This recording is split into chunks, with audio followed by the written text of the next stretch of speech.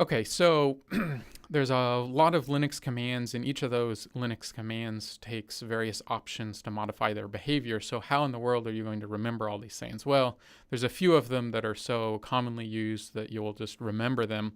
But what if you want to find out in more detail about how a command works?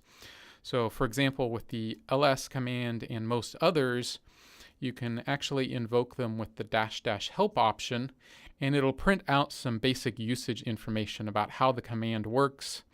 And if we scroll up to the top here, it'll give a brief description of what the command does, and then various different options that can affect the behavior of the command works, of how the command works. So this is one quick option of getting more detail. The other thing that's very common on Linux or Unix systems is what's called man pages or manual pages. So if I do man space ls, this is going to access the manual pages for the ls command. And typically this is going to be the same information you get with dash dash help, just in a little bit different format. And the thing you need to understand about this is how to navigate through it. So if you press the space bar, it's going to go down a page at a time so you can see all the information.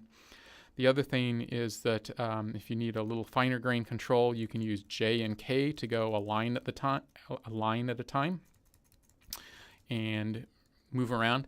The other nice thing is that you can search through it. So if you know the option and you just want to know a little bit more detail about how it works, the thing you want to use is a / character.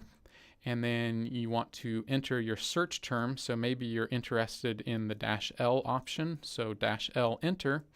And now you'll see that it is highlighting -L, all the occurrences it found in the document. You can still scroll, but the other thing is you can use lowercase n to jump to the next occurrence of where that search term was found. And if you realized you went past it and want to go backwards, uppercase N will go backwards and highlight each of the instances of that search term.